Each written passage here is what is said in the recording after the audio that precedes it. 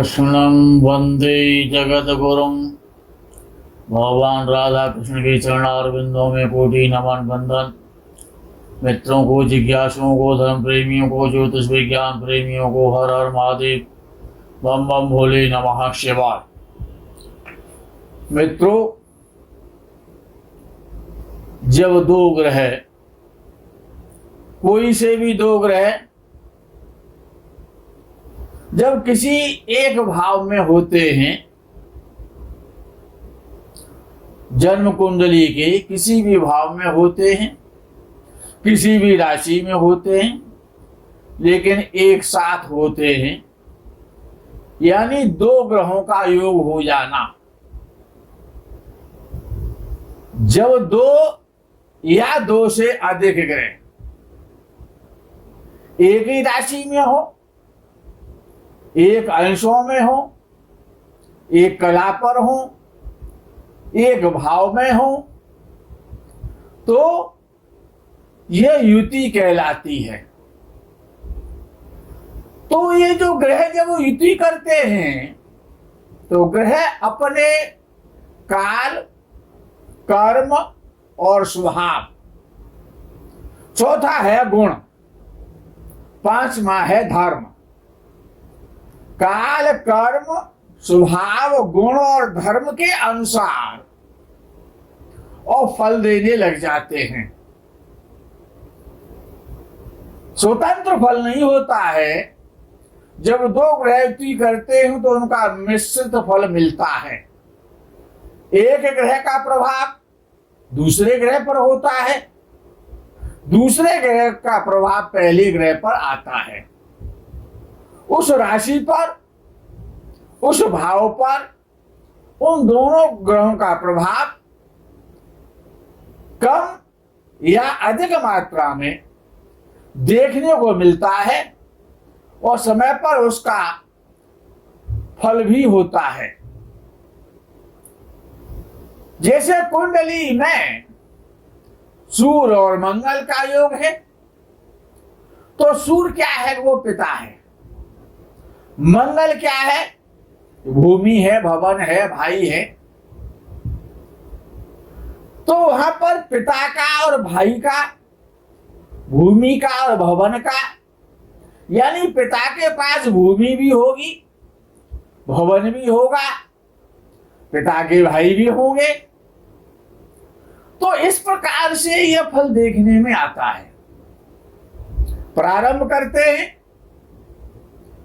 सूर्य और चंद्रमा। सूर्य और चंद्र जब एक भाव में हो, एक राशि में हो, अंशों में हो, तो ये योग जो है, ये जो युति है सूर्य और चंद्रमा। सूर्य क्या है? वो पिता है। चंद्र क्या है? वो माता है। यानी कि माता और पिता का योग किसी भी भाव में, सूर्य और चंद्र का योग अर्थात माता और पिता का एक साथ बैठना। सूर्य क्या है? वो आत्मा है। आत्मा वही जायते पुत्र और चंद्रमा मनसो जायत। भगवान विराट की आत्मा है कौन? सूर्य। और चंद्र क्या है? कि वो मन है। तो आत्मा और मन का संयोग है, ये योग है, ये युति है किसी भी भाव में। सूर्य क्या है? कि वो दाहकता है, गर्मी है। चंद्र क्या है? वो सर्दी है, ठंडक है, शीतलता है। तो गर्मी और सर्दी का एक साथ एक भाव में उपस्थित हो जाना बड़ा विचित्र योग है, बड़ा विलक्षण योग है ये। अग्नि और जल। सूर्य क्या है? वो अग्नि है। चंद्र क्या है? वो जल है। अग्नि और जल का एक साथ रहना, एक भाव में उपस्थित होना। सूर्य क्या है कि वो दिन का स्वामी है। दिवाकर कहा गया है, प्रभाकर कहा गया है, दिनकर कहा गया है सूर्य के लिए। और चंद्र क्या है? वो रात्रि का स्वामी है। तो दिन और रात्रि का एक भाव में मिलन हो जाना, दिन और रात्रि का एक साथ रहना, दिन के स्वामी का और रात्रि के स्वामिनी का एक भाव में उपस्थित होना, दिन का राजा और रात्रि की रानी एक भाव में जब उपस्थित होते हैं तो वहां पर सूर्य और चंद्र का योग बन जाता है। एक भाव में सूर्य क्या है? स्वर्ण का कारक है, सोने का, गोल्ड का। चंद्र क्या है? वो चांदी का कारक है। स्वर्ण और चांदी, सोने का और चांदी का एक साथ, दोनों ही बहुमूल्य पदार्थ हैं, महंगे पदार्थ हैं, लेकिन एक साथ दोनों का एक भाव में हो जाना स्वर्ण और चांदी का योग है। ये सूर्य क्या है? वो डॉक्टर है, वैद्य है, चिकित्सक है। और चंद्र क्या है?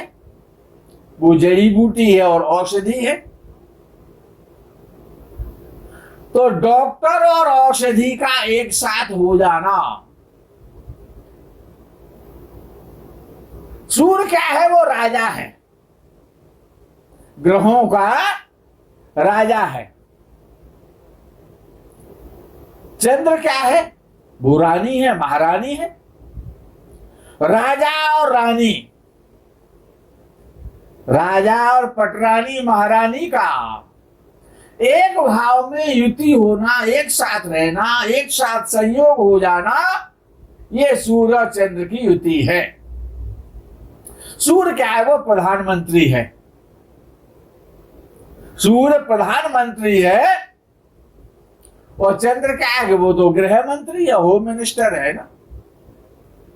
तो प्रधानमंत्री और गृह मंत्री एक साथ एक भाव में और एक साथ बैठ जाए, बड़ा सुंदर योग बन जाता है। सूर्य क्या है? वो चंदन है। सूर्य क्या है? वो चंदन है। और चंद्र क्या है कि वो पानी है।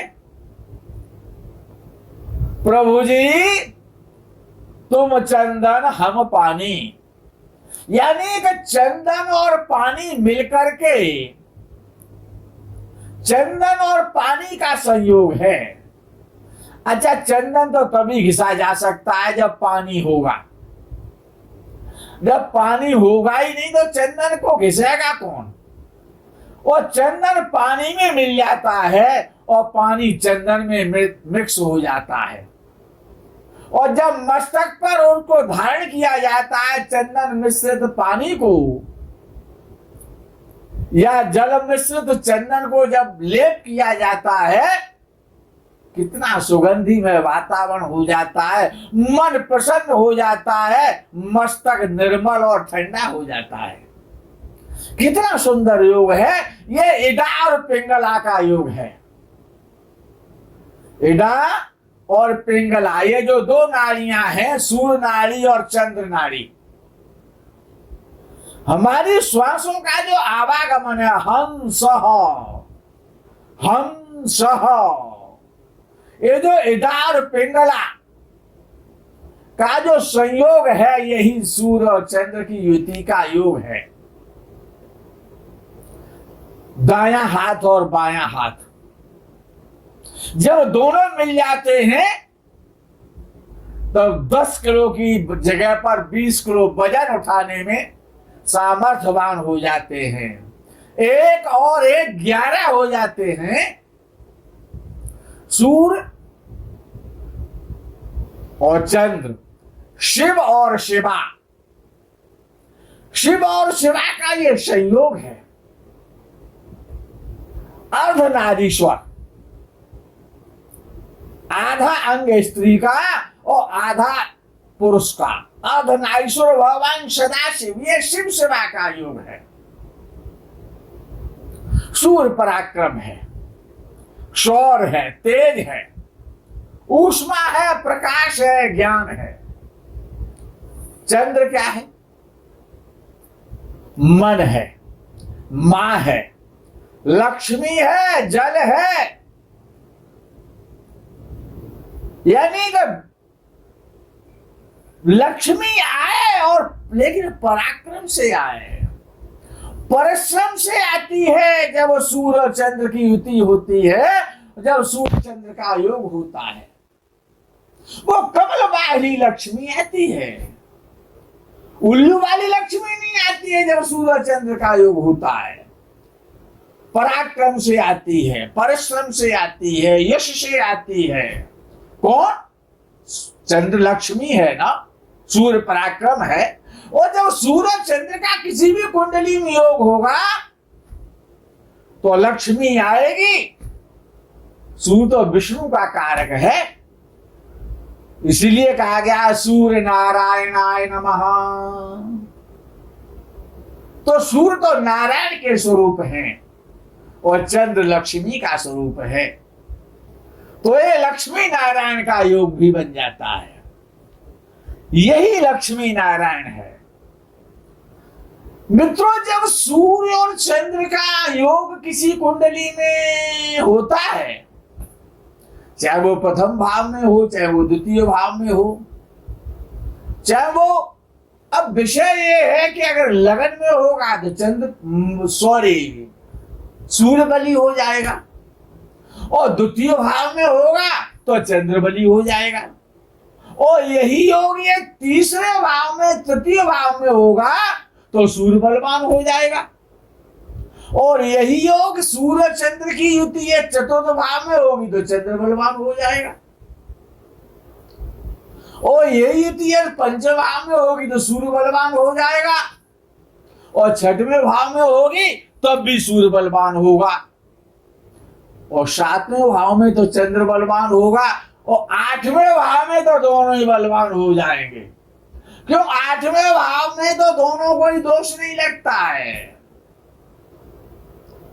सूर्य और चंद्र की अष्टम भाव में युति परिश्रम तो कराती है, बड़े परिश्रम से धन आता है, थोड़ा थोड़ा करके आता है, लेकिन बड़ा शुद्ध आता है, विशुद्ध आता है। और सूर्य और चंद्र की युति यदि नवम भाव में हो जाए तो सूर्य बलवान हो जाएगा। और दसवें भाव में हो जाए तो सूर्य पराक्रम में आ जाएगा और बड़ा कठोर हो जाएगा, स्त्री के साथ क्रूर बर्ताव करने वाला हो जाएगा, क्रूर कर्म करने वाला हो जाएगा, और दूसरों को दुख देने में परपीड़ा नहीं सम अधमाई।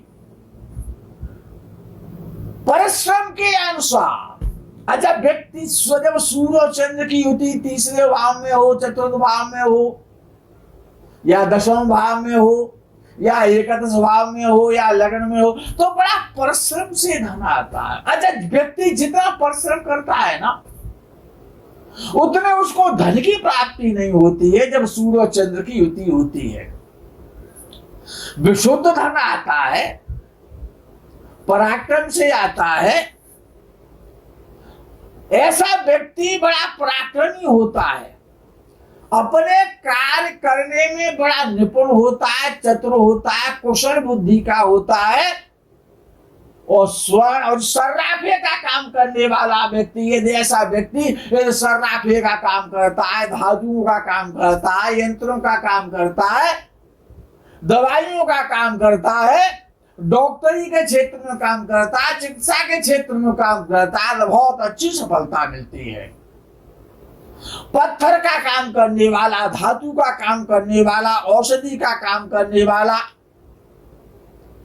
ऐसा व्यक्ति इस प्रकार के क्षेत्रों में सफल होता है और वे बहुत बड़ा व्यवसायी बन जाता है।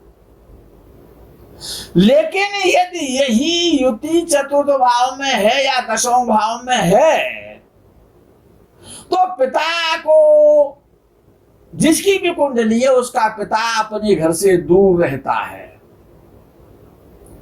ऐसा व्यक्ति अपने घर से दूर रहने वाला होता, अपनी जन्मभूमि पर नहीं रह पाता है।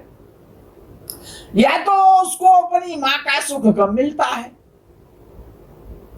या फिर माता से दूर रहता है, या माता से मतभेद रहता है। यदि पिता सर्विस करने वाला है या व्यक्ति सर्विस करने वाला है, जिसकी कुंडली में सूर्य चंद्र का ये जो योग बनता है, तो ट्रांसफर बहुत बार होते हैं, स्थान परिवर्तन होता ही रहता है। कभी कहीं रहता है, कभी कहीं रहता है, वो स्थानांतरण होता है। लेकिन ये स्थानांतरण बड़ा लाभकारी होता है। जब जब जितनी बार जहां जहां पर स्थानांतरण होता है सर्विस के क्षेत्र में, तो ऐसे व्यक्ति को बड़े बड़े लोगों से, सम्मान लोगों से, श्रीमान लोगों से, धनवान लोगों से, संभ्रांत लोगों से, अच्छे लोगों से उसके संपर्क बनते और संबंध बनते हैं। वो संबंध और संपर्क आजीवन कार्य करते हैं। और साथ में भगवत कृपा से यदि शुक्र भी हो जाए तो, और शुक्र क्या है कि वो तो विलासता का कारक है ना। तो ऐसा जब सूर्य और चंद्र और शुक्र की युति हो तो क्या होगा कि ऐसा जातक कलाओं का प्रेमी होगा। गान विद्या, गायन विद्या, गीत संगीत, वाद्य संगीत, फिल्म देखने का शौक होगा, धारावाहिक देखने का शौक होगा, स्त्रियों से बड़ा प्रेम करने वाला होगा, स्त्रैण होगा, स्त्रियों का प्रेमी होगा, स्त्रियों से लगाव रखने वाला होगा, आभूषणों का शौकीन होगा, श्रृंगार करने का शौकीन होता है। ऐसा व्यक्ति कला का प्रेमी होता है। गायन संगीत में, बॉलीवुड में, फिल्म क्षेत्र में अभिनेताओं के संबंध बनते हैं, अभिनेताओं से संबंध बनाता है, गायकों से, संगीतकारों से ऐसे व्यक्ति का संबंध बन जाता है। और उसमें वो रुचि भी रखता है, स्वयं भी गायक बनना चाहता है या बन जाता है। अच्छा, ऐसे व्यक्ति के संबंध जिसका सूर्य और चंद्र की युति हो, साथ में शुक्र भी बैठा हो, तीनों ग्रहों की युति हो जाए तो क्या होगा। अब शुक्र भी स्त्री और चंद्र भी स्त्री है। जब ये दोनों ग्रह स्त्री कारक हैं तो स्त्रियों के क्षेत्र में तो जाना पड़ेगा, स्त्रियों से प्रेम तो करना पड़ेगा, स्त्रियों से संबंध तो रखने पड़ेंगे। अर्थात अपनी स्त्री के अतिरिक्त अन्य स्त्रियों से भी ऐसा व्यक्ति संबंध रखने वाला प्रायः देखा गया है।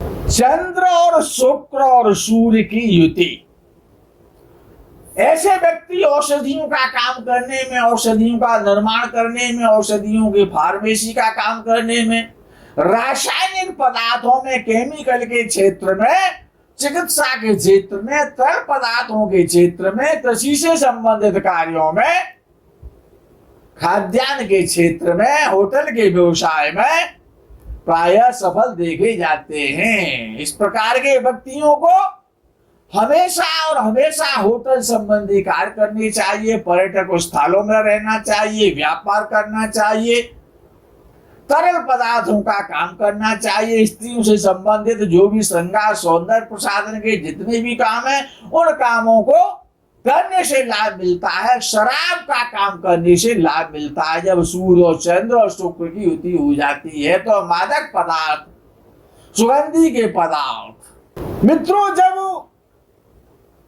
ऐसा भी एक उदाहरण आता है कि मंगल भी साथ हो जाए, सूर्य भी हो और चंद्र भी हो और मंगल भी हो, तो माता पिता को काफी कष्ट मिलता है। जैसे इस प्रकार की जिसका भी ये जन्म पत्र होता है, जिसकी भी कुंडली होती है, जिसमें सूर्य और चंद्र और मंगल एक साथ हो जाते हैं, शुक्र को हटा दिया जाता है, वो वहां से शत्रुओं से पीड़ा मिलती है, कष्ट मिलता है। सूर्य और चंद्र और मंगल की युति, धन का जो स्तर होता है वो अच्छा नहीं होता है। और सूर्य चंद्र की यहाँ पर युति होती है, वहां पर व्यक्ति कितना ही दूसरों का कार्य करे, घर वालों का परोपकार करे, मित्रों का परोपकार करे, वो सबके काम बनाता है, लेकिन जब उसका काम आता है तो उसके कोई काम नहीं आता है। मित्रों, इस प्रकरण में यही अल्प विराम करते हैं। आगे के प्रकरण का आपको इंतजार रहेगा। तब तक के लिए हर हर महादेव, बम बम भोले नमः शिवाय। जय गो माता की।